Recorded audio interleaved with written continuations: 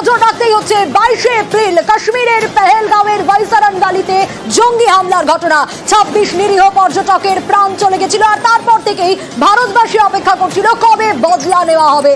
বদলা নিয়েছে ভারত, একেবারে ঘরে ঢুকে ঢুকে মেরেছে, জঙ্গি ঘাঁটি উড়িয়ে দিয়েছে অপারেশন সিঁদুর। কিন্তু অপারেশন সিঁদুরের পরেও হামলার চক্রান্ত পাকিস্তানের। ভারতের 15 সেনা ছাউনিতে টার্গেট করে পাকিস্তান। আর তারপর অপারেশন সিঁদুরের পর সুদর্শন চক্র, সেই সুদর্শন চক্রে ছারখার হয়ে গেল পাক মিসাইল।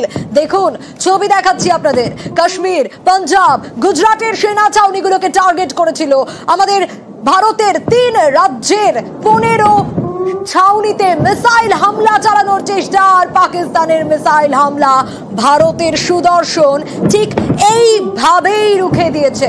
সুদর্শন চক্রে ছিন্ন ভিন্ন হয়ে গেছে। কিন্তু এই সুদর্শন আসলে দেখতে কেমন দেখাই আপনাদের, যা পাক মিসাইলগুলোকে ছিন্ন ভিন্ন করে দিয়েছে। সুদর্শন ডিফেন্স সিস্টেম কেমন দেখতে দেখুন। S-400 এয়ার ডিফেন্স সিস্টেম ঠিক এরকম দেখতে।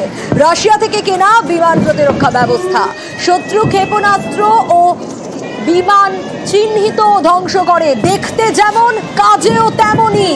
600 কিলোমিটার দূর থেকে একেবারে টার্গেট করতে পারে, লক্ষ্যবস্তু শনাক্ত করতে পারে এই সুদর্শন।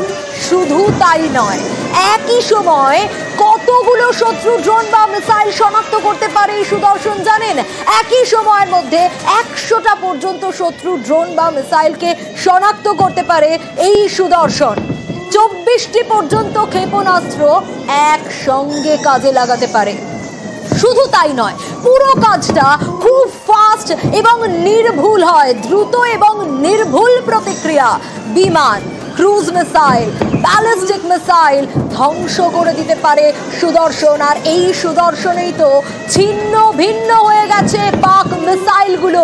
চেষ্টা করেছিল পাকিস্তান হামলা চালানোর, কিন্তু সুদর্শনের কাছে ধোপে টিকলো না পাক মিসাইল।